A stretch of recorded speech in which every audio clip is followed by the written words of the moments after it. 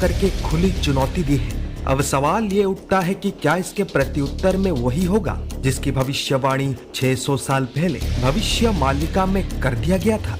पिछले 10 दिनों के अंदर अंदर देश में बहुत से खूंखार आतंकी पकड़े जा चुके हैं जो असंख्य हिंदुओं का नरसंहार करने वाले थे। इसी टेरर मॉड्यूल से जुड़ा एक और आतंकी लाल किले के पास आत्मघाती कार धमाके में खुद को उड़ा देता है, जिसमें कई सारे निर्दोष लोग मारे जाते हैं। इन सभी के तार सीधे तौर पे पाकिस्तान समेत 2 और इस्लामिक देशों से जुड़े मिलते हैं जो भारत को किसी भी हालत में बर्बाद करना चाहते हैं। इसी कारण अब प्रश्न ये उठता है कि क्या सरकार इसे एक्ट ऑफ वॉर मानकर युद्ध का घोषणा करेगी, वही युद्ध जिसका वर्णन भविष्य मालिका में मिलता है। कथा कली काल की, मनुष्यों के अभिमान की, धर्म अधर्म उत्थान, सत्य असत्य कर्म अकर्म, नाथ की कथा जगन्नाथ की।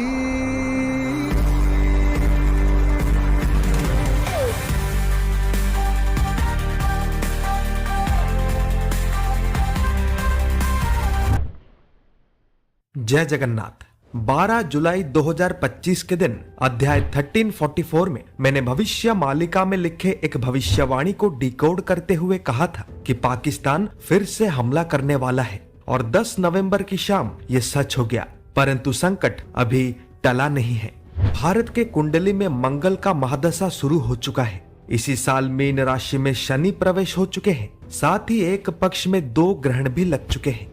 ज्योतिषीय गणना एवं पंच सखाओं के द्वारा वर्णित तथ्य अनुसार भारत के लिए ये एक बड़े परिवर्तन का समय है, जिसके पहले चरण में बहुत सी कठिनाइयां आएंगी, जैसे कि युद्ध, दंगे, शत्रु देशों के द्वारा षड्यंत्र, विद्रोह का प्रयास, प्राकृतिक आपदाएं इत्यादि।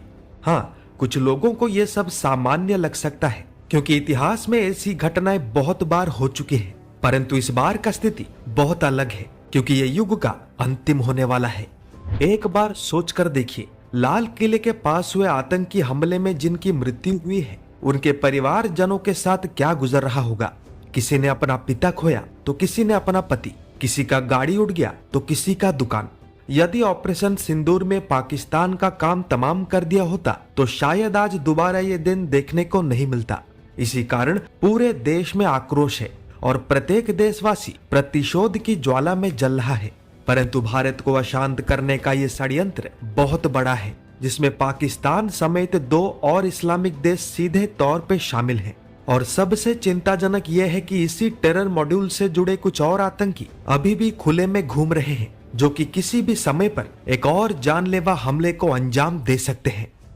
जब तक किसी से इंग्लिश में बात नहीं करेंगे, तब तक अच्छी इंग्लिश स्पीकिंग नहीं कर पाएंगे।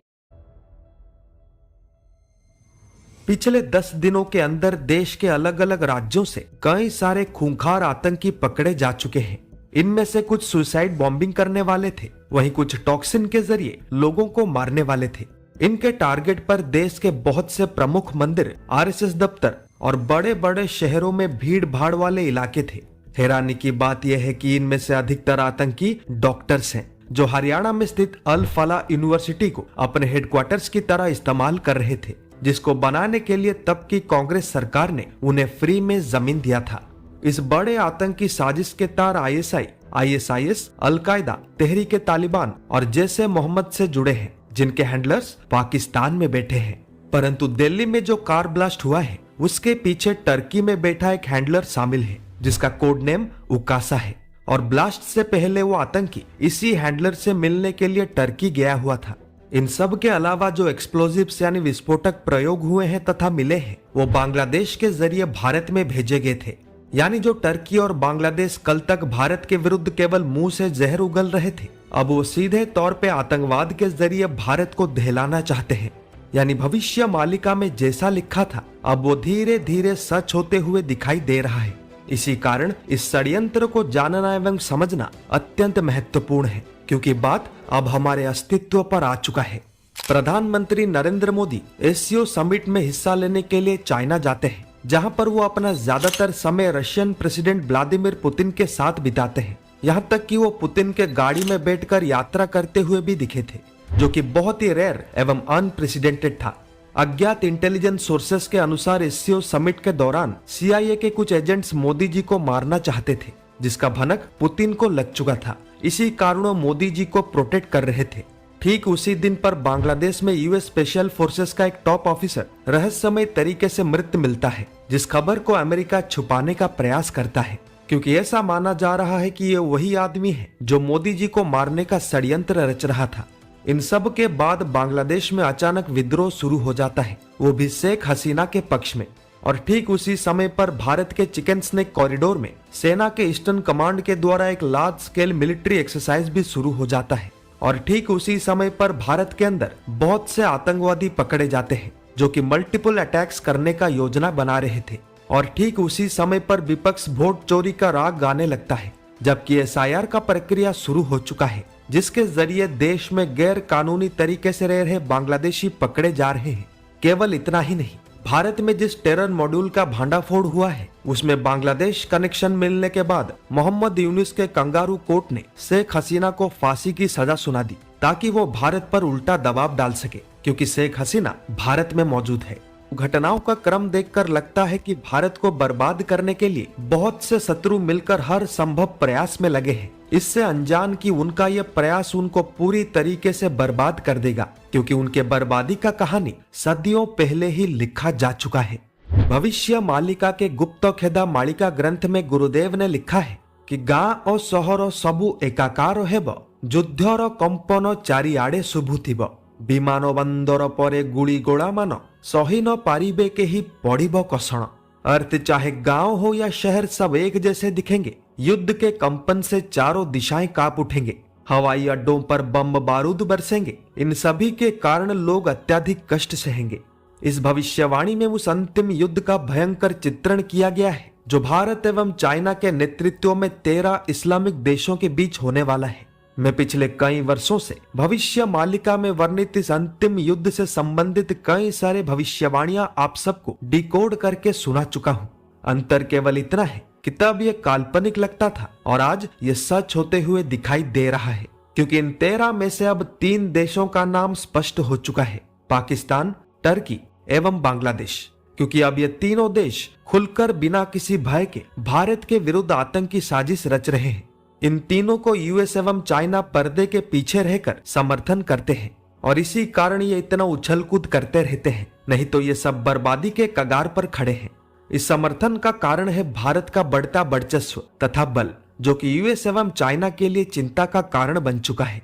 इसी वजह से युद्ध तो होकर रहेगा, क्योंकि गुरु अच्युतानंद जी के द्वारा वर्णित संकेत हमें पहले ही मिल चुके हैं, जिनमें सबसे मुख्य है मीन में शनि एवं एक पक्ष में 2 ग्रहण। और तो और भारत के कुंडली में मंगल का महादशा इसको और अधिक स्पष्टता प्रदान करता है, जिस पर बहुत से ज्योतिष लगातार वीडियोस बनाकर सतर्क भी कर रहे हैं। परंतु प्रश्न ये है कि यदि ये युद्ध होगा तो कब होगा और कहां से शुरू होगा। पंच सखाओं ने कहा था कि 13 इस्लामिक देशों से पूर्व भारत पाकिस्तान के बीच एक युद्ध होगा, जो भले ही छोटे स्तर पर होगा परंतु उस बड़े युद्ध का नींव रखेगा। हुआ भी वैसा। 2025 समाप्त होने को आया है और भारत पाकिस्तान के बीच एक छोटे स्तर का युद्ध हो चुका है, और इसी युद्ध ने ही उस बड़े महायुद्ध का नींव रख दिया है। यदि विश्वास नहीं हो रहा तो आप खुद देखिए, ऑपरेशन सिंदूर के बाद लगभग सभी कट्टर इस्लामिक देश पाकिस्तान के पक्ष में खड़े हैं। वहीं केवल रशिया ही एकमात्र ऐसा देश है जो भारत के पक्ष में खड़ा है, बिल्कुल वैसे ही जैसे ग्रंथ में लिखा था और मैं पिछले कई वर्षों से कह रहा था। परंतु ज्योतिषीय गणना अनुसार वर्तमान या ऐसा कहो कि अगले 6 महीनों तक भारत के लिए युद्ध लड़ना घातक साबित हो सकता है, उसी मंगल महादशा के कारण। इसीलिए सरकार तथा सेना को धैर्य रखना होगा और हर एक कदम सोच समझ कर रखना होगा। मुझे लगता है कि सरकार भी इससे भली भांति अवगत है और केवल युद्ध अभ्यास एवं प्रॉक्सी वॉर के जरिए शत्रुओं पर दबाव बनाने का प्रयास कर रहा है, ताकि सेना को उस बड़े युद्ध के लिए प्रस्तुत होने में थोड़ा और समय मिल जाए। यानी निष्कर्ष यही निकल कर आता है कि अब हमें जल्द से जल्द एक बड़े युद्ध के लिए तैयारी करना होगा, जो कि मल्टीपल फ्रंट्स पर लड़ा जाएगा। और जब तक हम प्रस्तुत नहीं हो जाते तब तक शत्रु चाहे कितना भी उकसाए, हमें किसी भी प्रकार का गलती नहीं करना है। परंतु सबसे बड़ा समस्या है चाइना, जो कि बहुत ही अनप्रेडिक्टेबल है। यानी कब क्या कर दे किसी को नहीं पता। इसी कारण हमें जो भी तैयारी करना है उसे चाइना को मद्देनजर रखकर करना है। बाकी आप सब समझदार हैं। इस पर आपका क्या विचार है कमेंट अवश्य करें। वीडियो को ज्यादा से ज्यादा लाइक एवं शेयर करें। परिवार का सदस्य बनने के लिए सब्सक्राइब पर एवं भविष्य मालिका का पुस्तक प्राप्त करने के लिए नीचे दिए हुए लिंक्स पर क्लिक करें। जल्द मिलते हैं एक नए अध्याय में कुछ नए तथ्यों के साथ। तब तक के लिए जय जगन्नाथ, जय पंचसखा, जय हिंद।